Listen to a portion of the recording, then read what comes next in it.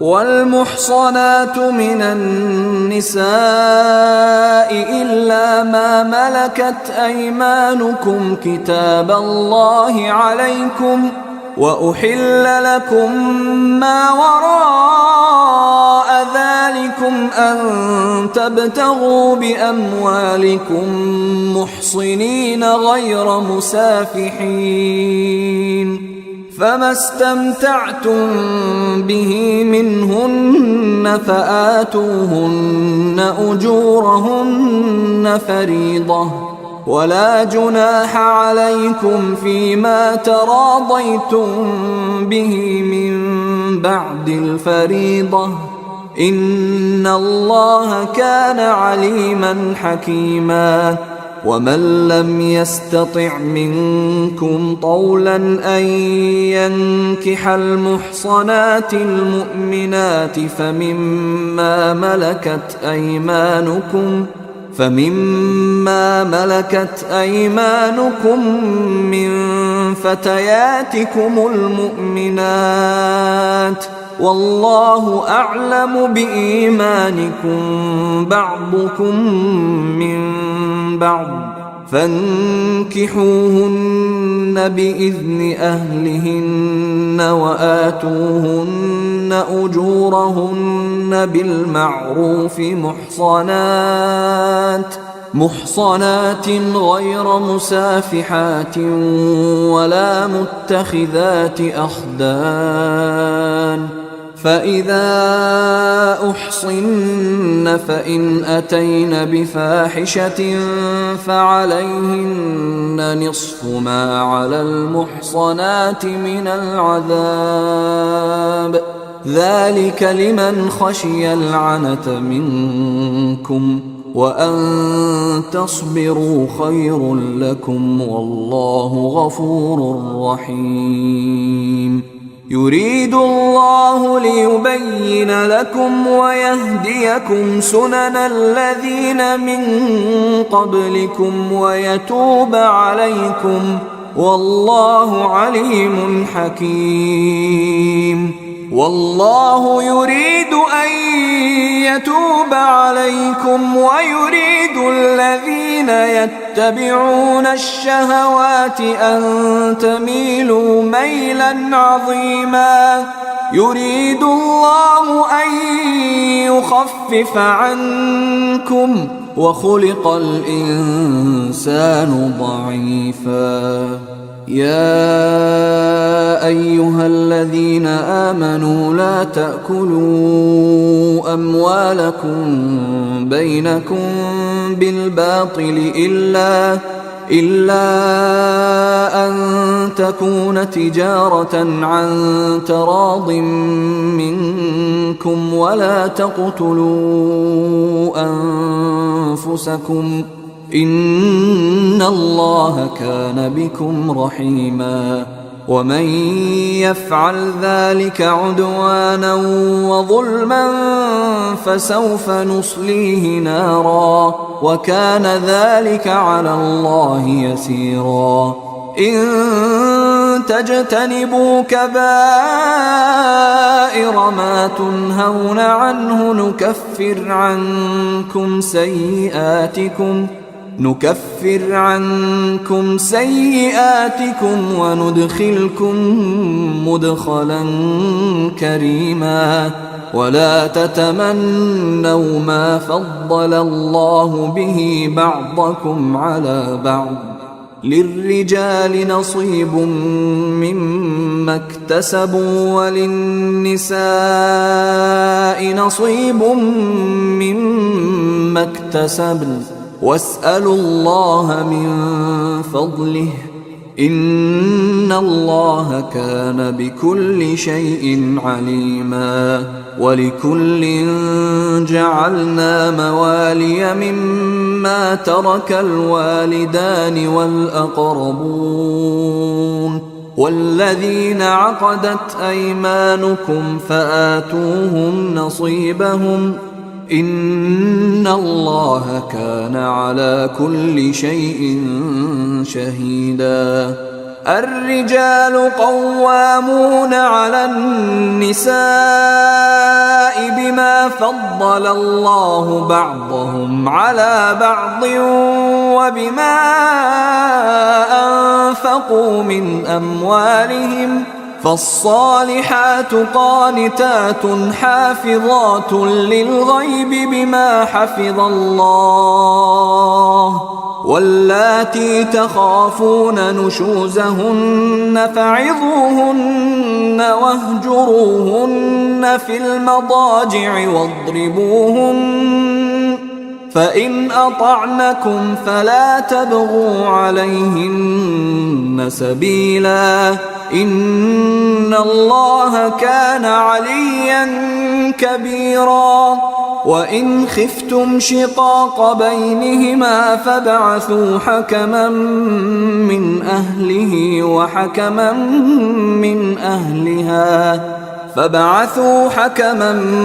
من أهله وحكما من أهلها إن يريدا إصلاحا يوفق الله بينهما إن الله كان عليما خبيرا واعبدوا الله ولا تشركوا به شيئا وبالوالدين إحسانا وبذي القربى واليتامى والمساكين والجار ذي القربى والجار الجنب والصاحب بالجنب وابن السبيل وما ملكت أيمانكم إن الله لا يحب من كان مختالا فخورا الذين يبخلون ويأمرون الناس بالبخل ويكتمون ما آتاهم الله من فضله وأعتدنا للكافرين عذابا مهينا والذين ينفقون أموالهم رئاء الناس ولا يؤمنون بالله ولا باليوم الآخر ومن يكن الشيطان له قرينا فساء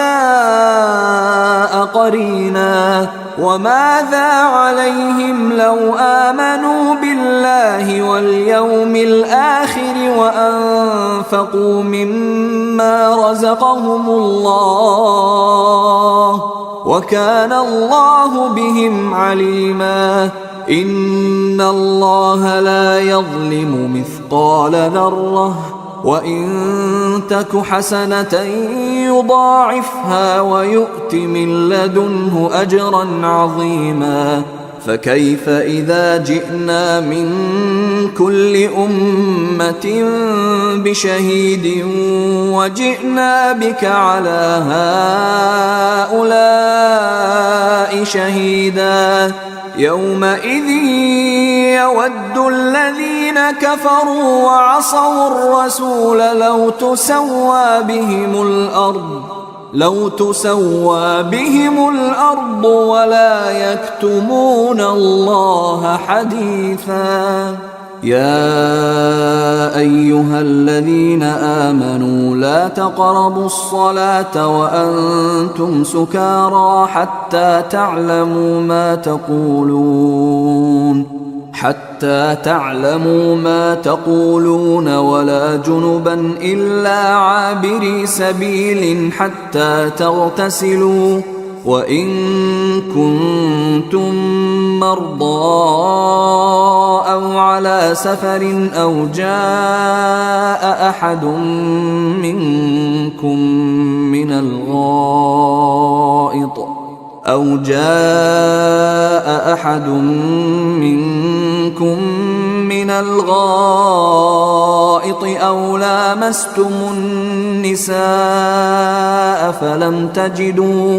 أو لامستم النساء فلم تجدوا ماء فتيمموا صعيدا طيبا فامسحوا بوجوهكم وأيديكم إن الله كان عفوا غفورا ألم تر إلى الذين أوتوا نصيبا من الكتاب يشترون الضلالة ويريدون أن تضلوا السبيل والله أعلم بأعدائكم وكفى بالله وليا وكفى بالله نصيرا من الذين هادوا يحرفون الكلم عن مواضعه ويقولون سمعنا وعصينا واسمع غير مسمع وراعنا ليا بألسنتهم وطعنا في الدين ولو أنهم قالوا سمعنا وأطعنا واسمع وانظرنا لكان خيرا لهم وأقوم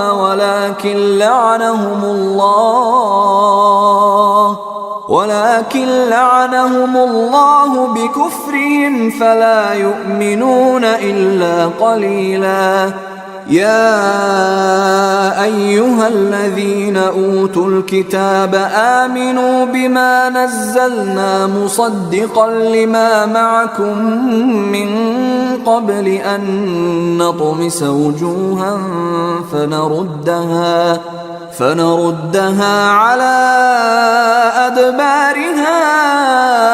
أو نلعنهم كما لعنا أصحاب السبت وكان أمر الله مفعولا إن الله لا يغفر أن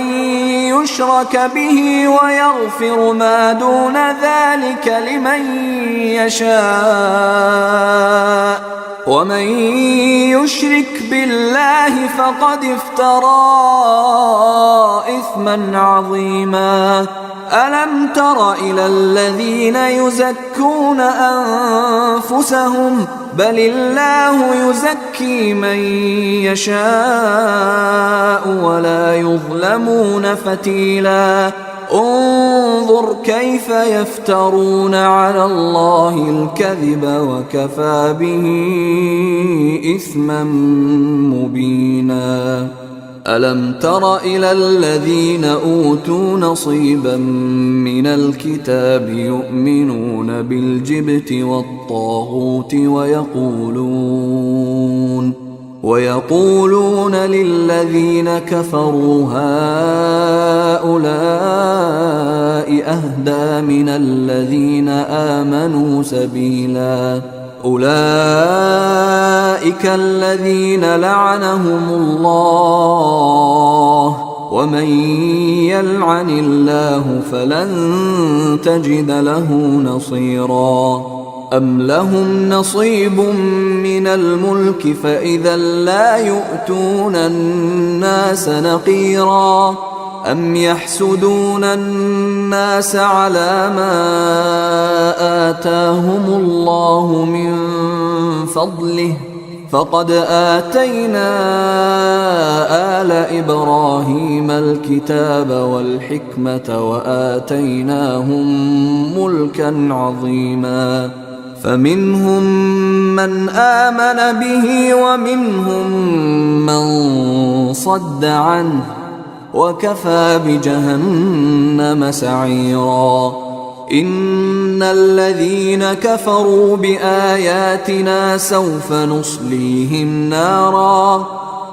نصليهم نارا كلما نضجت جلودهم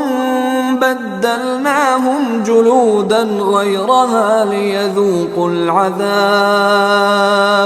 إن الله كان عزيزا حكيما والذين آمنوا وعملوا الصالحات سندخلهم جنات تجري من تحتها الأنهار خالدين فيها أبدا لهم فيها أزواج مطهرة وندخلهم ظلا ظليلا إن الله يأمركم أن تؤدوا الأمانات إلى أهلها وإذا حكمتم بين الناس أن تحكموا بالعدل إن الله نعم-ما يعظكم به إن الله كان سميعا بصيرا يا أيها الذين آمنوا أطيعوا الله وأطيعوا الرسول وأولي الأمر منكم فإن تنازعتم في شيء فردوه إلى الله والرسول إن كنتم تؤمنون بالله واليوم الآخر ذلك خير وأحسن تأويلا ألم تر إلى الذين يزعمون أنهم آمنوا بما أنزل إليك وما أنزل من قبلك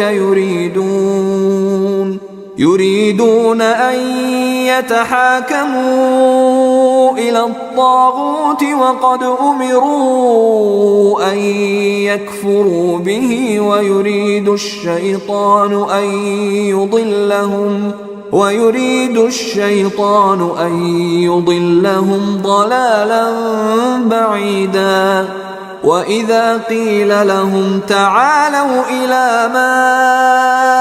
أنزل الله وإلى الرسول رأيت المنافقين يصدون عنك صدودا فكيف إذا أصابتهم مصيبة بما قدمت أيديهم ثم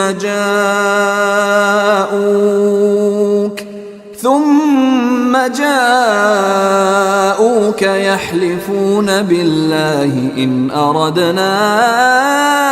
إلا إحسانا وتوفيقا أولئك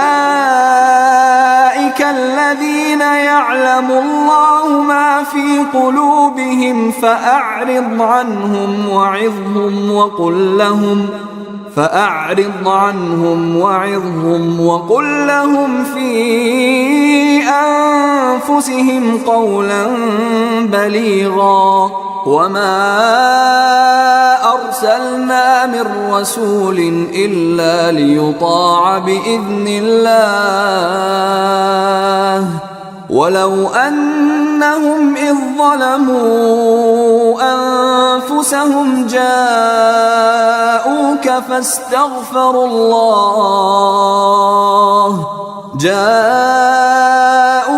فاستغفروا الله واستغفر لهم الرسول لوجدوا الله توابا رحيما فلا وربك لا يؤمنون حتى يحكموك فيما شجر بينهم ثم لا يجدوا في أنفسهم حرجا مما قضيت ويسلموا تسليما ولو أنا كتبنا عليهم أن اقتلوا أنفسكم أو اخرجوا من دياركم ما فعلوه إلا قليل منهم ولو أنهم فعلوا ما يوعظون به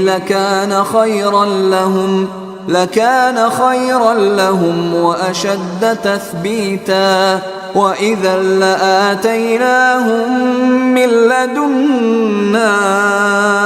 أجرا عظيما ولهديناهم صراطا مستقيما ومن يطع الله والرسول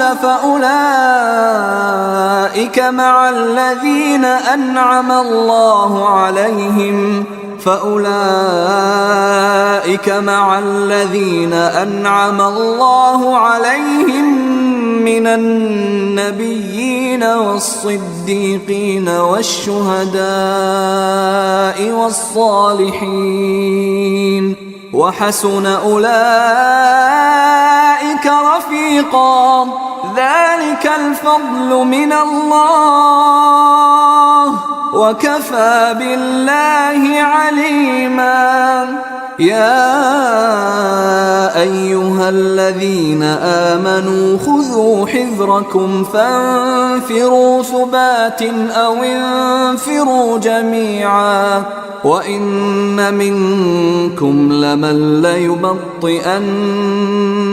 وإن منكم لمن ليبطئن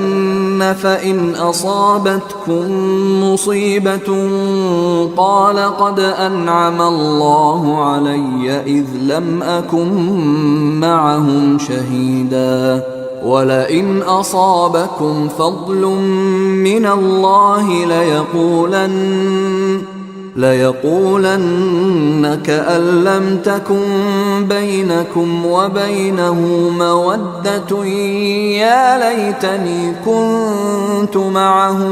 يا ليتني كنت معهم فأفوز فوزا عظيما فليقاتل في سبيل الله الذين يشرون الحياة الدنيا بالآخرة ومن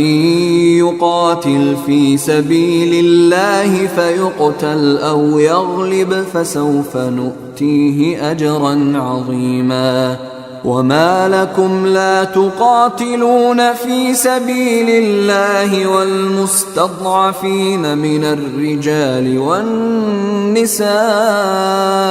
والولدان الذين يقولون ربنا أخرجنا من هذه القرية الظالم أهلها واجعل لنا من لدنك وليا واجعل لنا من لدنك نصيرا الذين آمنوا يقاتلون في سبيل الله والذين كفروا يقاتلون في سبيل الطاغوت فقاتلوا أولياء الشيطان إن كيد الشيطان كان ضعيفا ألم تر إلى الذين قيل لهم كفوا أيديكم وأقيموا الصلاة وآتوا الزكاة فلما كتب عليهم القتال إذا فريق منهم يخشون الناس كخشية الله أو أشد خشية وقالوا ربنا لم كتبت علينا القتال لولا أخرتنا إلى أجل قريب قل متاع الدنيا قليل والآخرة خير لمن اتقى ولا تظلمون فتيلا أينما تكونوا يدرككم الموت ولو كنتم في بروج مشيدة وإن تصبهم حسنة يقولوا هذه من عند الله وإن تصبهم سيئة يقولوا هذه من عندك قل كل من عند الله فما لهؤلاء القوم لا يكادون يفقهون حديثا ما أصابك من حسنة فمن الله وما أصابك من سيئة فمن نفسك وأرسلناك للناس رسولا وكفى بالله شهيدا من يطع الرسول فقد أطاع الله ومن تولى فما أرسلناك عليهم حفيظا ويقولون طاعة فإذا برزوا من عندك بيت طائفة منهم غير الذي تقول والله يكتب ما يبيتون فأعرض عنهم وتوكل على الله وكفى بالله وكيلا أفلا يتدبرون القرآن ولو كان من عند غير الله لوجدوا فيه اختلافا كثيرا وإذا جاءهم أمر من الأمن أو الخوف أذاعوا به ولو ردوه إلى الرسول وإلى أولي الأمر منهم لعلمه الذين يستنبطونه منهم ولولا فضل الله عليكم ورحمته لاتبعتم الشيطان إلا قليلا فقاتل في سبيل الله لا تكلف إلا نفسك وحرض المؤمنين عسى الله أن يكف بأس الذين كفروا والله أشد بأسا وأشد تنكيلا من يشفع شفاعة حسنة يكن له نصيب منها ومن يشفع شفاعة سيئة يكن له كفل منها وكان الله على كل شيء مقيتا وإذا حييتم بتحية فحيوا بأحسن منها أو ردوها إن الله كان على كل شيء حسيبا الله لا إله إلا هو ليجمعنكم إلى يوم القيامة لا ريب فيه ومن أصدق من الله حديثا فما لكم في المنافقين فئتين والله أركسهم بما كسبوا أتريدون أن تهدوا من أضل الله ومن يضلل الله فلن تجد له سبيلا ودوا لو تكفرون كما كفروا فتكونون سواء فلا تتخذوا منهم أولياء حتى يهاجروا في سبيل الله فإن تولوا فخذوهم واقتلوهم حيث وجدتموهم ولا تتخذوا منهم وليا ولا نصيرا إلا الذين يصلون إلى قوم بينكم وبينهم ميثاق أو جاءوكم حصرت صدورهم أن يقاتلوكم أو يقاتلوا قومهم ولو شاء الله لسلطهم عليكم فلقاتلوكم فإن اعتزلوكم فلم يقاتلوكم وألقوا إليكم السلم فما جعل الله لكم عليهم سبيلا ستجدون آخرين يريدون أن يأمنوكم ويأمنوا قومهم كلما ردوا إلى الفتنة أركسوا فيها فإن لم يعتزلوكم ويلقوا إليكم السلم ويكفوا أيديهم فخذوهم واقتلوهم حيث ثقفتموهم وأولئكم جعلنا لكم عليهم سلطانا مبينا وما كان لمؤمن أن يقتل مؤمنا إلا خطأ ومن قتل مؤمنا خطأ فتحرير رقبة مؤمنة ودية مسلمة إلى أهله إلا أن يصدقوا فإن كان من قوم عدو لكم وهو مؤمن فتحرير رقبة مؤمنة وإن كان من قوم بينكم وبينهم ميثاق فدية مسلمة إلى أهله وتحرير رقبة مؤمنة فمن لم يجد فصيام شهرين متتابعين توبة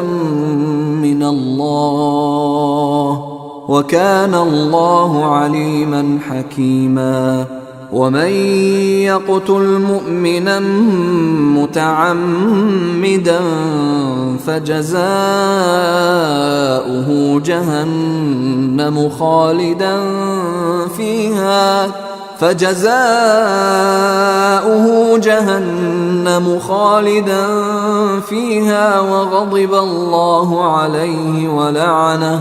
وغضب الله عليه ولعنه وأعد له عذابا عظيما يا أيها الذين آمنوا إذا ضربتم في سبيل الله فتبينوا ولا تقولوا لمن ألقى إليكم السلام لست مؤمنا تبتغون عرض الحياة الدنيا فعند الله مغانم كثيرة كذلك كنتم من قبل فمن الله عليكم فتبينوا إن الله كان بما تعملون خبيرا لا يستوي القاعدون من المؤمنين غير أولي الضرر والمجاهدون في سبيل الله بأموالهم وأنفسهم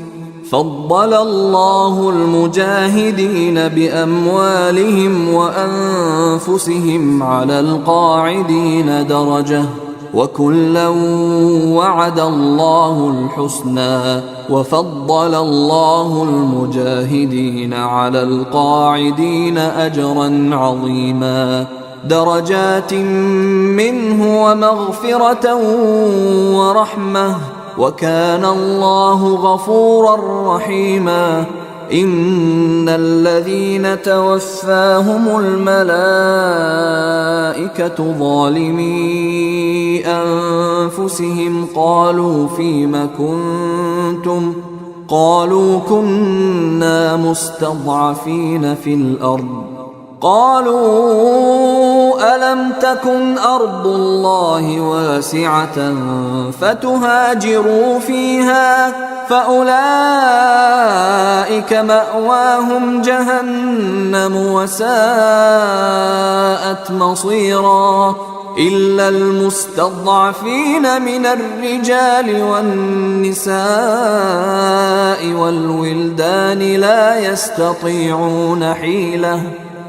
يستطيعون حيلة ولا يهتدون سبيلا فأولئك عسى الله أن يعفو عنهم وكان الله عفوا غفورا ومن يهاجر في سبيل الله يجد في الأرض مراغما كثيرا وسعة ومن يخرج من بيته مهاجرا إلى الله ورسوله ثم يدركه الموت فقد وقع أجره على الله وكان الله غفورا رحيما وإذا ضربتم في الأرض فليس عليكم جناح أن تقصروا من الصلاة إن خفتم أن يفتنكم الذين كفروا إن الكافرين كانوا لكم عدوا مبينا وإذا كنت فيهم فأقمت لهم الصلاة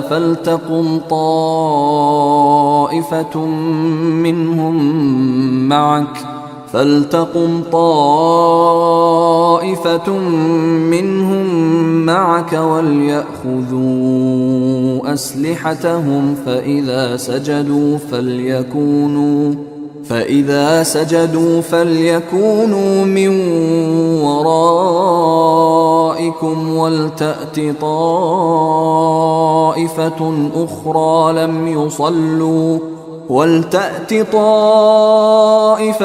أخرى لم يصلوا فليصلوا معك وليأخذوا حذرهم وأسلحتهم ود الذين كفروا لو تغفلون عن أسلحتكم وأمتعتكم فيميلون عليكم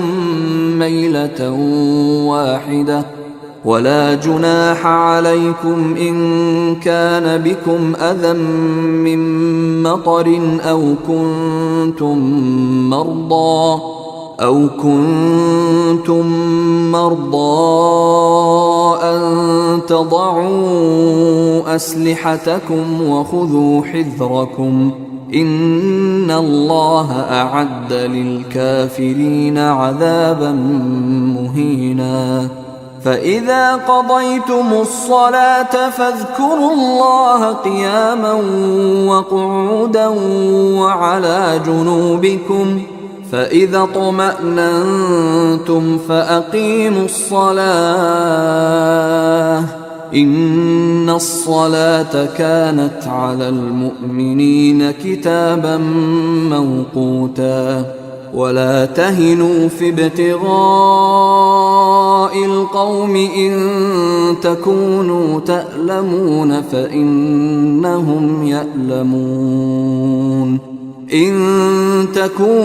تألمون فإنهم يألمون كما تألمون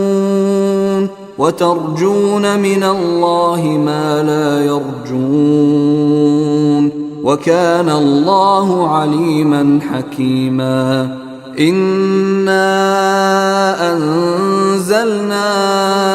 إليك الكتاب بالحق لتحكم بين الناس بما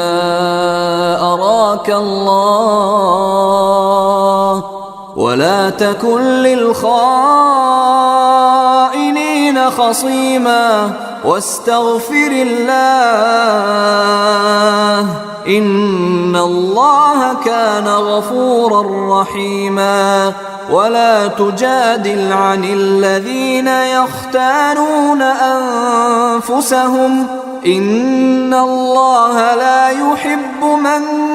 كان خوانا أثيما يستخفون من الناس ولا يستخفون من الله وهو معهم إذ يبيتون ما لا يرضى من القول وكان الله بما يعملون محيطا ها أنتم هؤلاء جادلتم عنهم في الحياة الدنيا فمن يجادل الله عنهم يوم القيامة أم من يكون عليهم وكيلا ومن يعمل سوءا أو يظلم نفسه ثم يستغفر الله يجد الله غفورا رحيما ومن يكسب إثما فإنما يكسبه على نفسه وكان الله عليما حكيما ومن يكسب خطيئة أو إثما ثم يرم به بريئا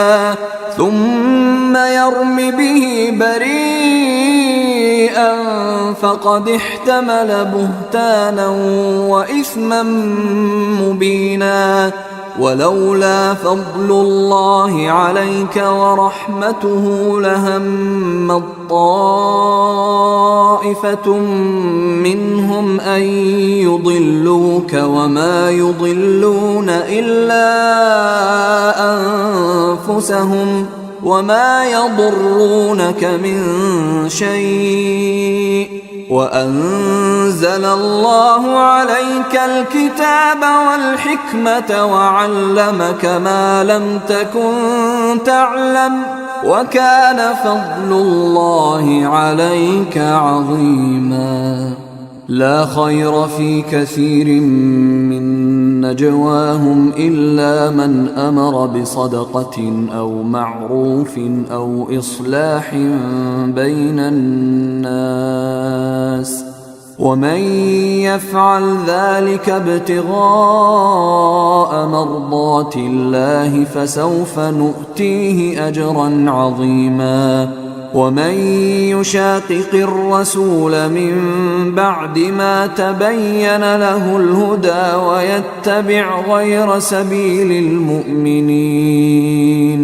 ويتبع غير سبيل المؤمنين نوله ما تولى ونصله جهنم وساءت مصيرا إن الله لا يغفر أن يشرك به ويغفر ما دون ذلك لمن يشاء ومن يشرك بالله فقد ضل ضلالا بعيدا إن يدعون من دونه إلا إناثا وإن يدعون إلا شيطانا مريدا لعنه الله وقال لأتخذن من عبادك نصيبا مفروضا ولأضلنهم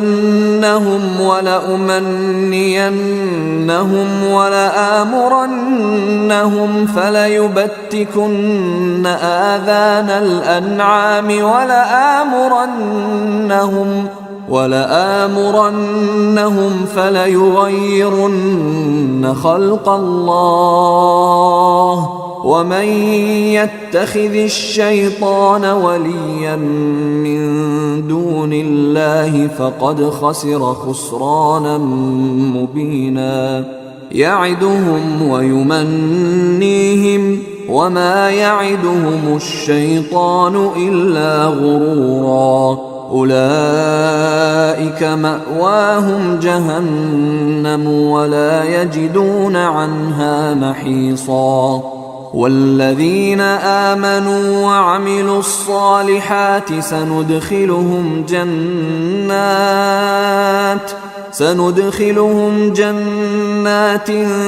تجري من تحتها الأنهار خالدين فيها أبدا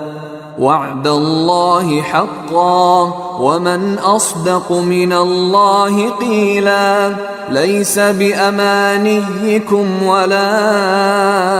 أماني أهل الكتاب من يعمل سوءا يجز به ولا يجد له من دون الله وليا ولا نصيرا ومن يعمل من الصالحات من ذكر أو أنثى وهو مؤمن فأولئك يدخلون الجنة ولا يظلمون نقيرا. ومن أحسن دينا ممن أسلم وجهه لله وهو محسن واتبع ملة إبراهيم حنيفا واتخذ الله إبراهيم خليلا. ولله ما في السماوات وما في الأرض وكان الله بكل شيء محيطا. ويستفتونك في النساء قل الله يفتيكم فيهن وما يتلى عليكم في الكتاب في يتامى النساء اللاتي لا تؤتونهن ما كتب لهن وترغبون أن تنكحوهن والمستضعفين من الولدان وأن تقوموا لليتامى بالقسط وما تفعلوا من خير فإن الله كان به عليما. وإن امرأة خافت من بعلها نشوزا أو إعراضا فلا جناح عليهما أن يصلحا بينهما صلحا والصلح خير. وأحضرت الأنفس الشح وإن تحسنوا وتتقوا فإن الله كان بما تعملون خبيرا. ولن تستطيعوا أن تعدلوا بين النساء ولو حرصتم فلا تميلوا كل الميل فتذروها كالمعلقة وإن تصلحوا وتتقوا فإن الله كان غفورا رحيما. وإن يتفرقا يغن الله كلا من سعته وكان الله واسعا حكيما. ولله ما في السماوات وما في الأرض ولقد وصينا الذين أوتوا الكتاب من قبلكم وإياكم أن اتقوا الله وإن تكفروا فإن لله ما في السماوات وما في الأرض وكان الله غنيا حميدا. ولله ما في السماوات وما في الأرض وكفى بالله وكيلا. إن يشأ يذهبكم أيها الناس ويأت بآخرين وكان الله على ذلك قديرا. من كان يريد ثواب الدنيا فعند الله ثواب الدنيا والآخرة وكان الله سميعا بصيرا. يا أيها الذين آمنوا كونوا قوامين بالقسط شهداء لله ولو على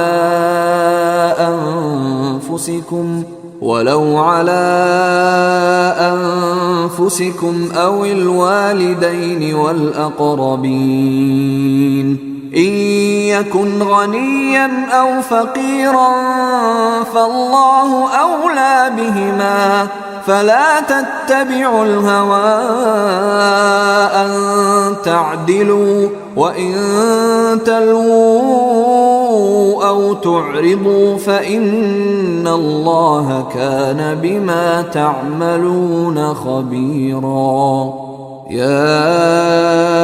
أيها الذين آمنوا بالله ورسوله والكتاب الذي نزل على رسوله والكتاب الذي أنزل من قبل ومن يكفر بالله وملائكته وكتبه ورسله واليوم الآخر فقد ضل ضلالا بعيدا إن الذين آمنوا ثم كفروا ثم آمنوا ثم كفروا ثم ازدادوا كفرا لم يكن الله ليغفر لهم ولا ليهديهم سبيلا بشر المنافقين بأن لهم عذابا أليما الذين يتخذون الكافرين أولياء من دون المؤمنين أيبتغون عندهم العزة فإن العزة لله جميعا